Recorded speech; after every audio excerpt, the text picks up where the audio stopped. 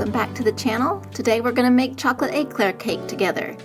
You'll see the ingredients here. We have Cool Whip, graham crackers, some oat milk, extra creamy, vanilla pudding, dark chocolate chips, and some plant-based butter. First we're going to get our vanilla jello pudding, it's the instant kind, into the bowl. It's 2 packages. The recipes that I found online were for a 9x13 pan of chocolate eclair cake, and the Big B and I don't need to have a dessert that big, so I've modified it to fit into my Corningware dish, which is a little bit smaller. So we'll get our vanilla pudding into the bowl, and then we're going to add 2½ cups of extra creamy oat milk. I imagine if you had Oatly, it would also work just as well, or even coconut milk. Anything that's got a high fat content is going to make it extra creamy and delicious. So that's 1 cup. Here we have 2 cups. And then the last measurement is just ½ cup. So 2½ cups of plant-based milk. Then we're going to whisk it up. It's a little bit time-lapsed here. It took a little longer than what you see. And then we're going to open the Cool Whip. You will notice the Cool Whip does contain milk. So that keeps this recipe from being totally plant-based. You could make your own whipped cream using coconut milk. There's lots of recipes to know how to do that. You're just going to use about 2/3 of the package since we are making a smaller recipe. Get that completely mixed in with the pudding, and then you're going to get your pan. I've just used a Corningware dish. I believe it's a 3-quart size. And we're going to line it with some graham crackers. You're just going to take 1 full sleeve, all of those graham crackers, and then you'll see you just lay them into the dish in 1 layer. You will have to break some of them apart to make them fit into the dish into 1 layer.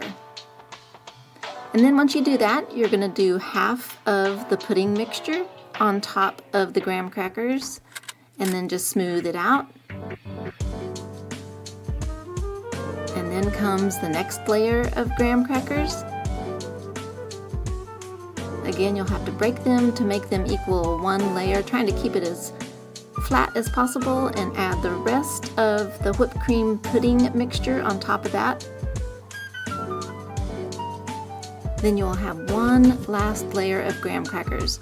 You'll notice it's not quite enough to use 1 sleeve. I had to open up a 2nd sleeve and use 2 of those. And the recipe did say if you wanted to try a different flavor pudding, you could do that too. I think chocolate pudding would be really delicious. Now it's ready to go into the refrigerator while you make your topping. This recipe called for a homemade chocolate ganache. I used 1 cup of dark chocolate chips and a little less than a tablespoon of plant-based butter. Once again, we're using our extra creamy oat milk. We're going to use 2/3 of a cup.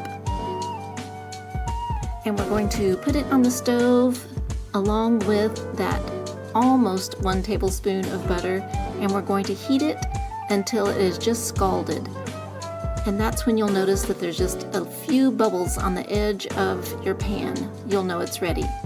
Pour that over the chocolate chips, and you're going to let them sit and melt for 10 minutes.